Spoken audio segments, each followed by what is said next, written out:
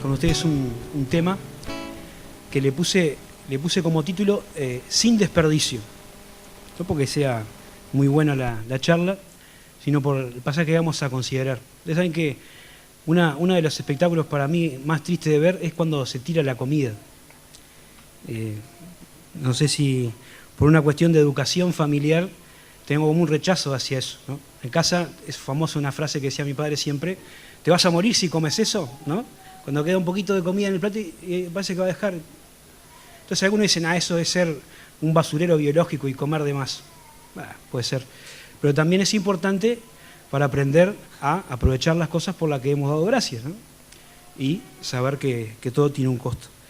Pero sin embargo, el otro día, buscando y leyendo en la Biblia otras cosas, me di cuenta de que también hay un interés de Dios en que la comida no se desperdicie.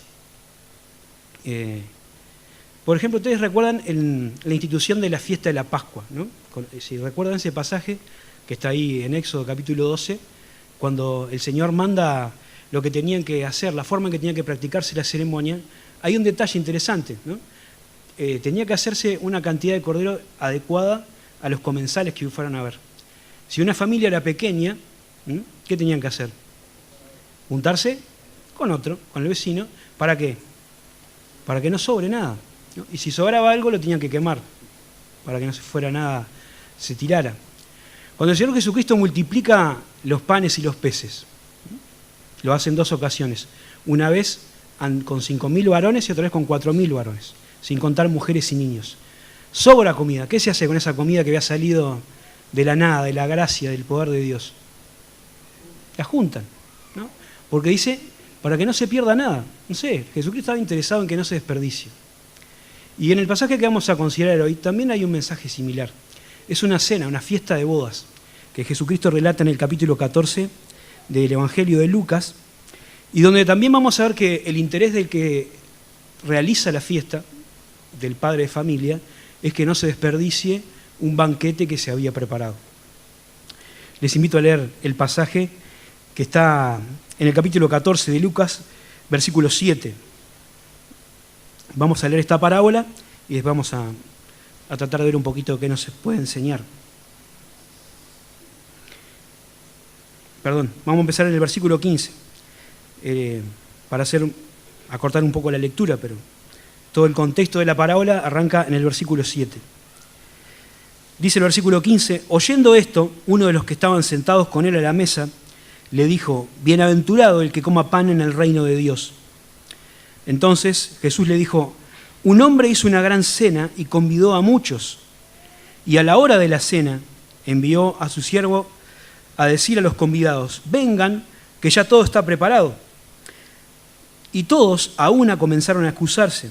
El primero dijo, he comprado una hacienda y necesito ir a verla, te ruego que me excuses. El otro dijo, he comprado 5 yuntas de bueyes y me voy a probarlos, te ruego que me excuses.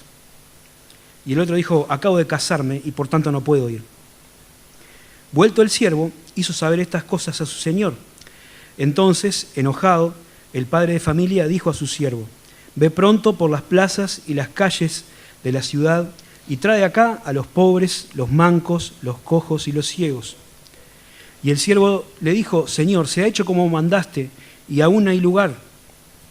Dijo el Señor al siervo, ve por los caminos y por los vallados y fuérzalos a entrar para que se llene mi casa, porque os digo que ninguno de aquellos hombres que fueron convidados gustará mi cena.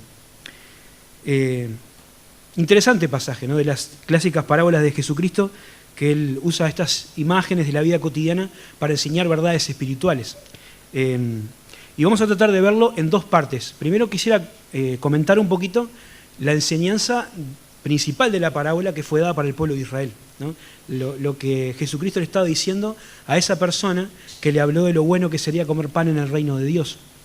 Es una enseñanza que tiene que ver más con el plan de Dios para el pueblo de Israel. Pero por otro lado me gustaría ver también las enseñanzas que podemos sacar nosotros como iglesia, como el pueblo de Dios ahora, respecto a las invitaciones que Dios hace. Porque este es el tema general, la invitación de Dios al hombre y la actitud que toma el hombre frente a esa invitación. La parábola esta se contó justamente en una ceremonia de bodas, en una fiesta, ¿no? A la que Jesucristo había sido invitado. Y el Señor ya había estado enseñando algunas cosas ahí sobre el lugar que uno elige para sentarse, ¿no? y la actitud de humildad o de orgullo que uno puede tomar. Y otras cosas más. Pero en el versículo 15, alguien le dice, bienaventurado el que coma pan en el reino de Dios. Entonces Jesucristo ahí le habla acerca de ese tiempo, del reino de Dios, del reino milenial, de ese momento en que el Mesías iba a volver a establecer un reino que iba a recuperar la gloria del reino de David. Tenía que ver con la promesa hecha a David, con la promesa hecha a Abraham, con la esperanza principal, fundamental del pueblo de Israel. Lo que el pueblo de Dios había escuchado toda la vida a través de los profetas y de todo el Antiguo Testamento que ellos tenían para leer, esa promesa de Dios de establecer un reino. Y ese periodo de gran alegría, de gozo, de prosperidad, era la esperanza del pueblo de Israel. Ellos estaban esperando al Mesías. Ahora, Jesucristo hace notar en esta parábola cómo, cuando fue el momento de la llegada de lo que tanto estaban esperando, ellos, los que se creían dignos, las personas que habían sido originalmente invitadas, rechazaron la invitación. Los que estudian la historia y las costumbres de los pueblos dicen que cuando se celebraba una fiesta como estas de bodas, se hacía con mucha anticipación.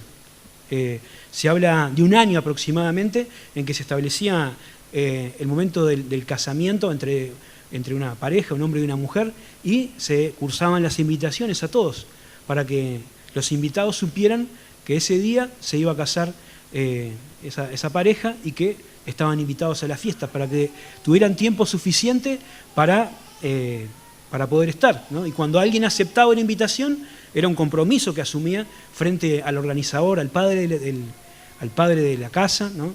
Al dueño, al que hacía la fiesta, de estar ahí presente. Pero cuando llegó el momento, ¿no? Y el hombre manda a su criado a recordar la invitación y a decir formalmente la hora en que iba a suceder, ¿no? Ha llegado la hora, ahí comienzan a excusarse. Era un insulto, una falta de cortesía absoluta, después de haberse comprometido a estar, de haber aceptado la invitación, rechazarla, como le hicieron estas personas que Jesús cuenta en la parábola. Ahora, en esto es interesante notar la diferencia entre la invitación original y el recuerdo o el momento, la invitación en que va a decirle el siervo es ahora, ¿no? Y ahí es interesante pensar en todo lo que los israelitas habían escuchado en el Antiguo Testamento, ¿no? La invitación original podemos identificarla con todas las promesas que Dios había hecho a su pueblo Israel acerca del reino que iba a venir, del Mesías prometido, ¿no? Eso que ellos tenían en su corazón, en su mente, y que aguardaban con tanta ansiedad. Pero cuando ocurrió el momento, y cuando vinieron a predicar, Juan el Bautista y Jesucristo a predicar que era el momento, que el reino de los cielos se había acercado, muchos de los judíos, la mayoría del liderazgo espiritual, rechazó la invitación, ¿no? Las personas que se consideraban dignos, ¿no? Los fariseos, los saduceos, la gente importante, los escribas, los que creían que eran superiores incluso a sus hermanos israelitas, ellos fueron los que rechazaron primero la invitación. Y se puede identificar a estos invitados originales con esa gente que se pensaba más digna que los demás. Y cuando ellos rechazaron, los que tuvieron oportunidad, los que fueron beneficiados, fueron aquellos que eran menospreciados en la sociedad o que eran marginados sociales, ¿no? Los pobres, los mendigos, los mancos, los ciegos, las personas que de repente en la sociedad estaban mal miradas o que estaban despreciadas por la gente, fueron los que avanzaron adelante, ¿no? Los publicanos y las rameras, dijo Jesucristo, van delante de ustedes en el reino de los cielos, ¿no? Le dijo a los fariseos y a los escribas. Ustedes que se piensan que son lo mejor de lo mejor, están quedando atrás porque estas personas han aceptado la invitación y han creído al anuncio de que el tiempo ha llegado. Pero dice el siervo de este señor que hacía la fiesta, que habían convidado a todos los pobres, a todo el mundo, pero aún no había lugar. Todavía quedaba espacio en el banquete y la comida no se puede desperdiciar. Así que le dijo, bueno, que venga cualquiera, anda por el camino, por los valles, por cualquier lugar y que se llene la casa, que se llene, ¿no? Y eso claramente tiene que ver con la extensión del mensaje del Evangelio a los que no son parte del pueblo de Dios, a nosotros, los gentiles, como dice la Biblia, ¿no? El Evangelio alcanzó a algunos judíos y también por esa gracia sobreabundante de Dios empezó a alcanzarnos a nosotros, que era el plan original de Dios, ¿no? Ser de bendición para todas las familias de la tierra. Y ahí se empezaron a llenar las mesas y la casa de este hombre con gente que aprovechó la fiesta que estaba preparado. Así que esto es un poco lo que Jesús estaba tratando de decirle a los fariseos. Ustedes que son los que se piensan más importantes, los dignos, están rechazando la invitación. Pero hay quien la va a aceptar, ¿no? Uno puede desperdiciar la gracia, pero la gracia no se va a desperdiciar. Alguien la va a aprovechar, ¿no?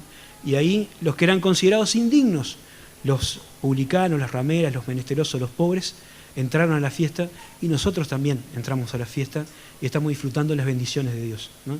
El Señor Jesucristo estaba anunciando ya que eso iba a pasar. Ahora también me gustaría comentar y dedicarle un poco de tiempo a esto, a ver cuál es la enseñanza para nosotros, ¿no? Para la iglesia.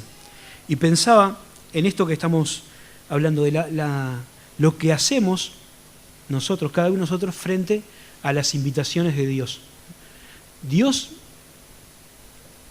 extiende su gracia, ¿no? La fiesta es una que está organizada y que está preparada y que se abren las puertas de la casa, es una expresión, una ilustración de la gracia abundante de Dios que se está derramando, dispensando sobre cada uno de sus hijos, ¿no? La Biblia nos habla que los que somos hijos de Dios hemos sido bendecidos con toda bendición espiritual. Estamos llenos, ¿no?, de su gracia. Y tenemos, la Biblia habla de tesoros que son incalculables, que no se pueden medir en su dimensión y que están a disposición, abiertos para cada uno de nosotros, ¿no? La gracia de Dios se nos extiende. La cuestión es cómo hacemos nosotros o qué hacemos nosotros frente a esa invitación de la gracia de Dios. Y podemos ver, para pensar en algunas invitaciones que Dios extiende a sus hijos, ¿no?, o a la gente. La primera invitación es la invitación a salvarse, la invitación de salvación. La Biblia dice que el ser humano está separado de Dios, ¿no? Como nosotros pecamos a causa de nuestro pecado, de haber errado el blanco, de habernos equivocado, de haber dejado a Dios detrás, dándole la espalda, hizo que cada uno de los seres humanos de este mundo, de toda la historia, quedara lejos de la presencia de Dios, imposibilitado de acercarse, ¿no? Dice eso el apóstol Pablo en Romanos: por cuanto todos pecaron, estamos destituidos, alejados de la gloria de Dios, ya no podemos acercarnos a Él. Sin embargo, Dios en su gracia entregó a Jesucristo para que muriera en la cruz, para que ocupara nuestro lugar, para que por medio de su sangre nosotros pudiéramos recibir perdón de pecados. Y esa oferta de perdón y de salvación es una invitación que el Señor nos extiende a nosotros, es una invitación llena de gracia y de amor, ¿no? Jesucristo decía a la gente: venid a mí, todos los que estáis trabajados y cargados, que yo los haré descansar, ¿no? Y una y otra vez el Señor está invitando a la gente a que se acerquen a Dios por medio de Él, por medio de la fe. Pero también podemos ver en la Biblia que las invitaciones de Dios no son una súplica, sino son un mandamiento.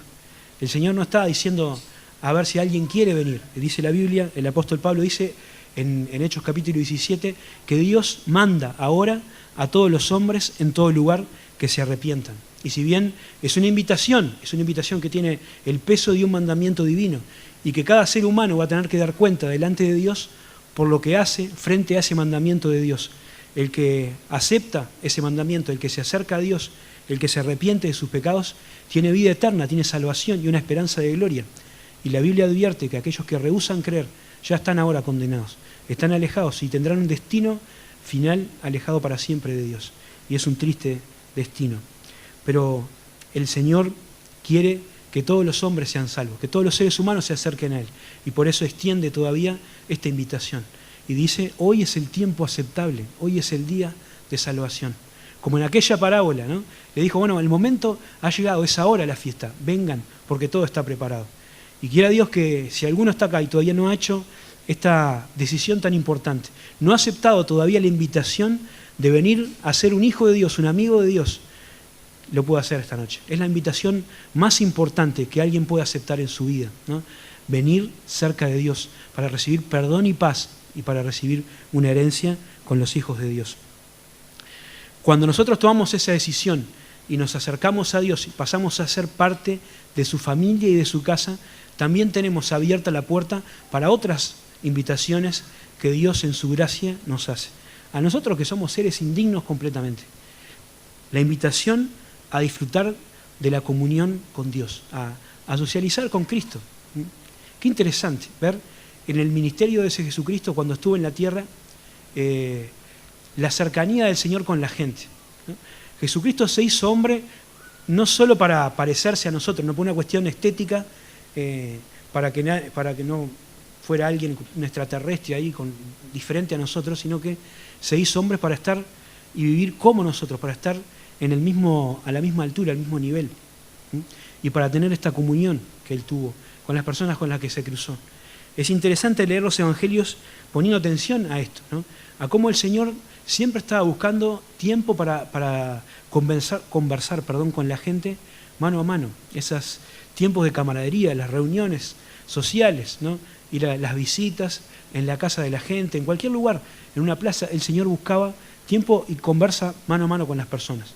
El Evangelio de Juan en particular se presta más atención a las conversaciones de Jesucristo que a los milagros, ¿no? Los otros evangelios tienen más relatos de cosas que hizo, pero Juan se toma el tiempo de relatar las cosas que Jesús habló con la gente, con Nicodemo, con la mujer samaritana, con la mujer adúltera, ¿no? Tantas personas con las que el Señor se encontró y conversó. Y es interesante que la Biblia nos enseña que esa misma relación que el Señor tenía con la gente cuando estaba en la tierra es la que quiere tener con cada uno de sus hijos, ¿no? Claro, estamos en una situación diferente porque Jesús ya no está corporalmente con nosotros, no lo podemos ver sentado junto a nosotros en nuestra mesa, pero es el espíritu de lo que la Biblia nos enseña. El Señor quiere tener una comunión personal con cada uno de sus hijos. Cuando escribe a las iglesias de Asia, en Apocalipsis, en la última carta, la última iglesia en el capítulo 3, le habla de este deseo de su corazón. Yo quiero cenar con ustedes, quiero tener un tiempo de comunión personal con cada uno de ustedes. Por eso dice, hay un versículo bien conocido en el versículo 3:20, yo estoy a la puerta y llamo. Y si alguno oye mi voz y abre la puerta, entraré a él, cenaré con él y él conmigo. Y noten el singular ahí, ¿no? Es una relación con cada persona. Jesucristo anhelaba estar con cada uno de sus hijos, anhelaba estar con ellos, compartir tiempo. La última noche que Jesucristo pasó en la tierra, la pasó cenando con sus amigos en la fiesta de la Pascua.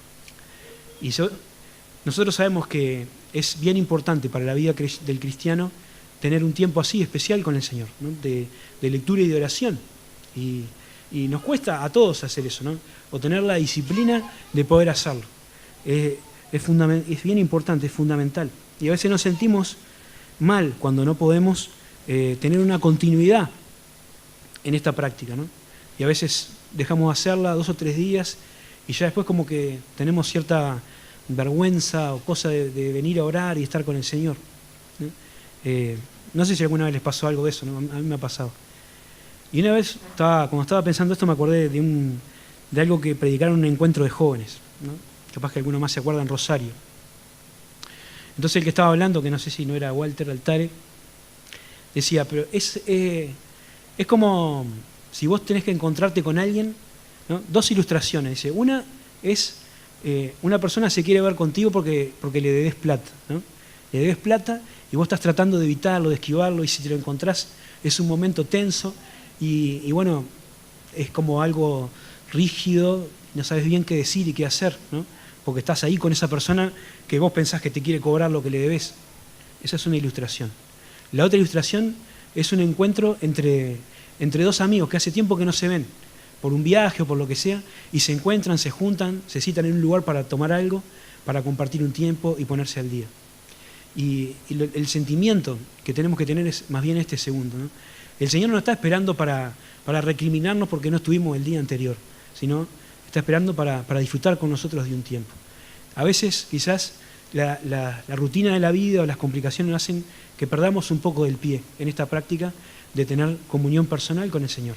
Pero cuanto más tiempo pase es peor. Tenemos que volver a disfrutar de eso y tratar de hacerlo una práctica cotidiana. El Señor nos invita, ¿no? Qué bueno es que podamos estar. ¿Qué hacemos con esa invitación del Señor? ¿Qué hacemos con esa invitación? Quizás podamos aprovecharla y disfrutar de ese encuentro que el Señor desea y que nosotros también tenemos que desear.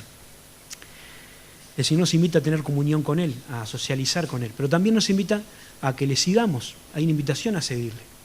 Y en su tiempo en la tierra, Jesucristo le dijo a muchas personas de manera explícita, ¿no? Sígueme. Se lo dijo a Mateo, se lo dijo a los hijos de Zebedeo, a algunos de sus discípulos más ahí. Y muchos, dejándolo todo, le siguieron. Otros escucharon las palabras de Jesucristo, pero no le siguieron. Ahí está el caso del joven que tenía muchas posesiones, el joven rico, que también le dijo al Señor, sígueme, vende todo lo que tienes, dale a los pobres. Tu riqueza te está alejando del reino de Dios. Pero él se fue porque tenía muchas posesiones. Y muchos otros, ¿no? Estuvieron ahí con ganas de seguir a Jesús, pero nunca se decidían. Y ahí a esas personas parece como que el Señor Jesucristo, en vez de alentarlos a seguir, les da un poco para atrás y le dice, miren que yo no tengo dónde recostar mi cabeza. El seguir a Jesucristo, el discipulado, no es una tarea fácil, requiere un compromiso y una dedicación y requiere realmente una decisión personal, ¿no? Se trata de seguir a Jesucristo tomando la cruz, ¿sí? Y sufrir la hostilidad de los que van en contra de la corriente, como estábamos mirando en la carta del apóstol Pedro hace unos días atrás. Pero es necesario seguirle, es el llamado del Señor a nosotros, los que ya somos sus hijos, caminar con Él, andar como Él anduvo, ¿no? Cuando el Señor Jesucristo empezó a sufrir, ¿no? o a ver que la gente se iba porque decía, dura es esta palabra, ¿quién la puede recibir? Después de algunos discursos que marcaron algunas pautas bastante complicadas, la gente comenzó a marcharse y muchos ya no andaban con Él. Y Jesucristo, lejos de bajar los requerimientos, de hacer un plan fácil para la gente, le dijo a los discípulos, ¿ustedes también quieren irse? Para allá, la puerta está ahí. Pero Él le dijo, Señor, decía Pedro, ¿a quién iremos? Tú tienes palabras de vida eterna. Y seguramente muchos de nosotros hemos andado en la vida suficiente como para saber que estamos en el camino por el que queremos andar. Que hay otras opciones, como decía Pablo recién cuando estaba dirigiendo, ¿no? Hay un camino más ancho, hay una puerta más ancha, pero conducen a lugares donde no nos interesa ir. Queremos ir por este camino, por el camino angosto. Aunque es difícil, queremos seguir las pisadas del Maestro. Queremos andar como Él anduvo. El Señor nos invita a eso, pero quizás algunos estemos desperdiciando esa invitación de gracia. También el Señor nos invita a servirle. La Biblia nos dice que todos los que hemos sido salvos, ¿no? Los que hemos sido transformados por el poder de Jesucristo, lo hicimos para servir, ¿no? Cuando Pablo escribió a los Tesalonicenses, la primera carta, habla del testimonio de estos hermanos que se habían transformado, habían abandonado los ídolos en los que estaban creyendo, ahí en su ciudad, en Tesalónica, y se habían convertido al Dios vivo y verdadero. Y lo habían hecho para servirle, ¿no? Esa es la situación o la dinámica de vida de alguien que es un hijo de Dios. Es alguien que tiene que servir a Dios, que ha sido capacitado por el Espíritu Santo para poder ejercer algún ministerio, alguna actividad dentro del cuerpo de Cristo que es la iglesia. Y hemos hablado en otras ocasiones de la importancia de conocer y practicar el don o la habilidad espiritual que Dios puso a cada uno de nosotros. Dios repartió en su gracia dones a los hombres, a los seres humanos, a los hombres y mujeres, ¿no? Y los colocó en el cuerpo, dándole a cada uno una tarea específica para que pueda realizar, para la edificación del cuerpo de Cristo. Es una gracia de Dios, ¿no? Que se dio libremente, según su soberanía y según su voluntad, y que nosotros tenemos que llevar a la práctica, ¿no? Y el servicio implica también poder aplicar todo eso para la bendición de los demás, no solo para agradar a Dios, sino para que la iglesia sea edificada y para que todos podamos crecer mutuamente, ¿no?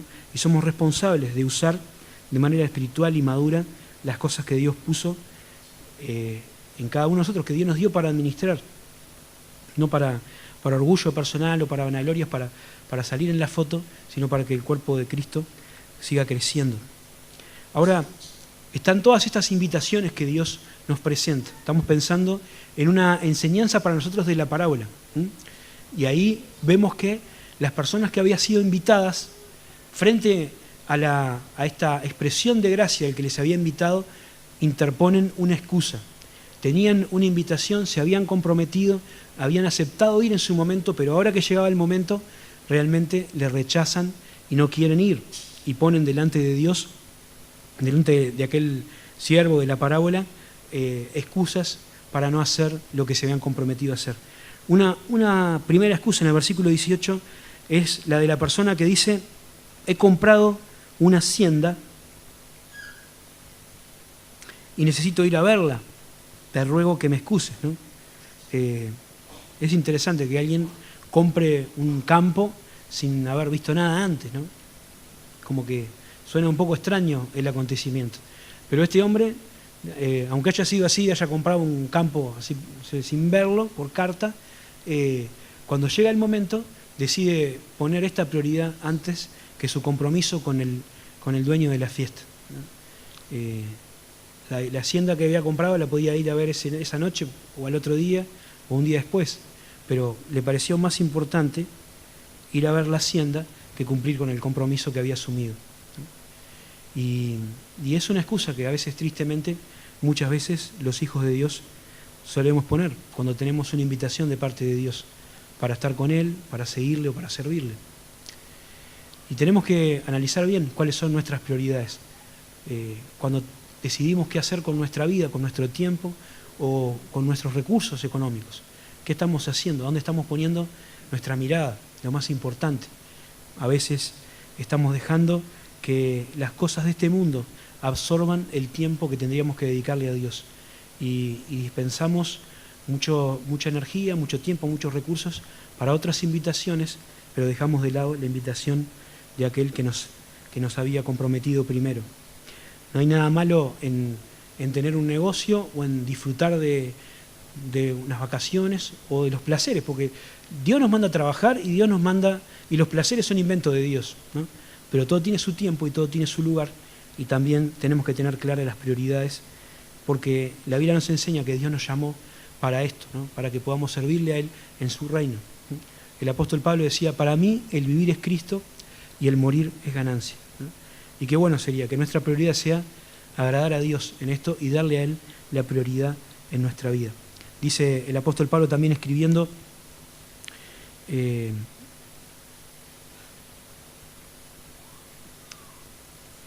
bueno, tengo dos veces una página, con razón estaba mareado. Escribiendo en la segunda carta a los Corintios que el que nos salvó, el que murió por nosotros, lo hizo con la intención de que nosotros muramos y vivamos para Él, ¿no? El amor de Cristo nos constriñe, pensando esto, que si uno murió por todos, luego todos murieron, y por todos murió, para que los que viven ya no vivan para sí, sino para aquel que murió y resucitó por ellos, ¿no? Esa es la idea de Dios, esa es la bendición, que realmente podamos disfrutar de eso que Dios nos da, de ese privilegio de servirle, de estar con Él. La segunda excusa es la de alguien que había hecho también otros planes. He comprado 5 yuntas de bueyes y voy a probarlos. Te ruego que me excuses, ¿no? Otra persona que antepone las cosas materiales a el servicio o al compromiso que había asumido, ¿no? El otro no podía, le parecía que no era el momento adecuado. Tenía otros planes y no los quería cambiar. Y a veces nosotros también ponemos estas excusas porque los planes o las expectativas que nos hacemos respecto a nuestra vida y de lo que Dios quiere van por otros senderos, ¿no? Y después nos cuesta cambiar para hacer lo que Dios nos está pidiendo que hagamos. Nos mantenemos en unos planes que hicimos sin tener en cuenta a Dios y después, cuando eso no se ajusta a lo que Dios quiere, tratamos de poner excusas y de zafar para estar en otro lugar.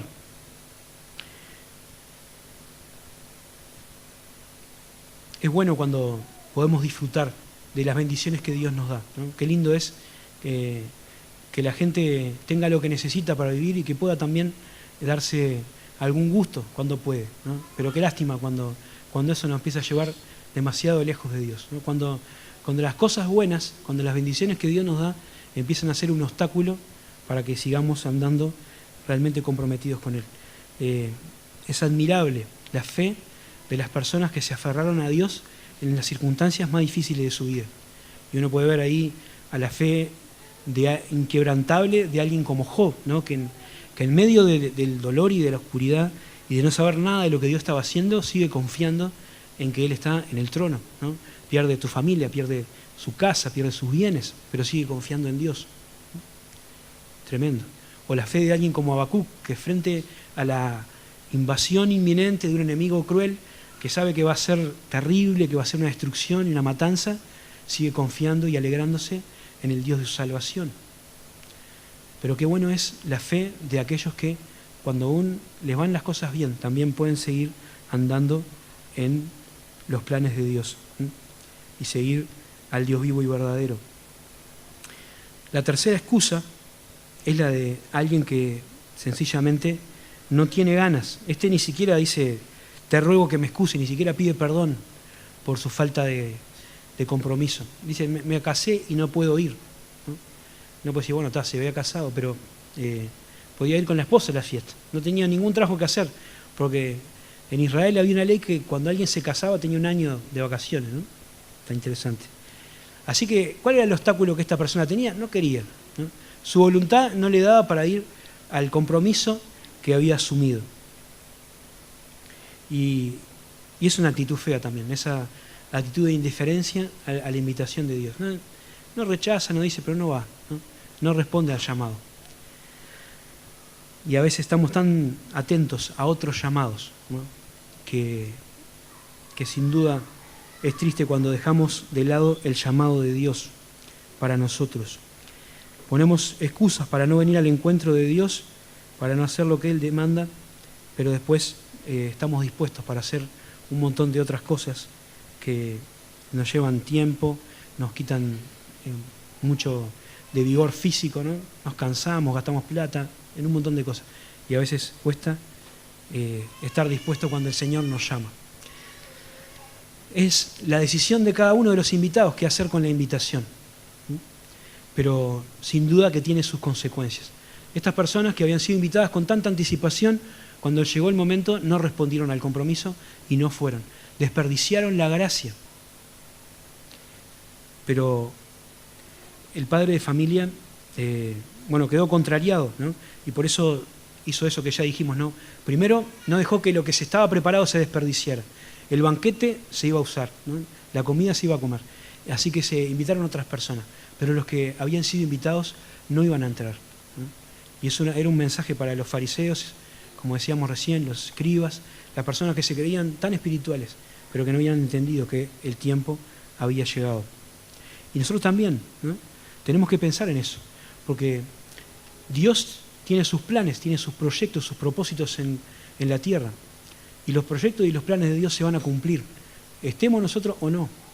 Si nosotros aceptamos la invitación de Dios para seguirle, para servirle, para estar con Él, vamos a ser bendecidos con la gracia que se está derramando de parte de Dios. Pero si no, la gracia la van a aprovechar otros, la gracia no se desperdicia. Así que la cuestión es, ¿qué haremos con estas invitaciones que Dios nos hace? Este año que está empezando prácticamente, la invitación de socializar con Cristo, de tener comunión con Él, de disfrutar de la vida abundante que Él quiere, de seguirle, ¿no? De caminar con Él, de vivir como Él anduvo. La invitación de servirle, de poner nuestros dones, nuestros talentos, lo que tenemos, lo que somos, a su servicio. Es una invitación llena de gracia, pero es una gracia que nosotros podemos desperdiciar. Pero Dios va a seguir adelante, el plan va a seguir adelante. Quizás un relato bíblico interesante para ilustrar este concepto sea lo que pasó con Esther, ¿no? Esther es una muchacha que por la providencia divina llegó a ser reina del imperio donde estaban viviendo muchos judíos ahí que habían sido deportados, ¿no? En Asiria. Y ahí estaba ella, había ganado un concurso de belleza entre muchísimas jóvenes y estaba en un lugar de privilegio en la nación. Disfrutaba de comodidad, disfrutaba de lujo, disfrutaba del cuidado del rey. Pero mientras eso pasaba, algunos enemigos del pueblo de Israel habían logrado que se firmara un decreto que literalmente habilitaba el exterminio de los judíos que vivían ahí en ese imperio, ¿no? Si quieren todos los detalles tienen que leer el libro, ¿no? Pero la cuestión era esa, había un decreto que permitía a la gente matar a un judío y quedarse con sus bienes, básicamente era eso. Y era inminente, no había salvación, ya estaba puesta la fecha. Y Mardoqueo, que era el tío de Esther, ¿no? Le dice que ella estaba en ese lugar, que quizás había llegado al palacio para poder intervenir. Le dice así: si callas absolutamente en este tiempo, respiro y liberación vendrá de alguna otra parte para los judíos, mas tú y la casa de tu padre pereceráis. Y quién sabe si para esta hora ha llegado al reino, ¿no? Entrar en la presencia del rey para pedirle algo no era así nomás, ¿no? La ley de ese imperio establecía que si alguien entraba sin ser llamado, era ejecutado, salvo que el rey estuviera de buen humor y le extendiera el cetro. Ahí capaz que zafaba. Y Esther tenía que decidir si arriesgaba su vida para salvar a la nación o se quedaba en el molde. Y Mardoqueo le dice: si callas, me gusta esta parte, respiro y liberación vendrá de alguna otra parte para los judíos. Yo creo, Mardoqueo tenía la confianza de que el pueblo de Dios no iba a ser destruido en ese momento, ¿no?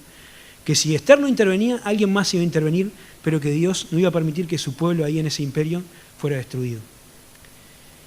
Esther finalmente decide arriesgarse y salva a su pueblo, ¿no? Y logra con creces una victoria y entra en la historia, ¿no?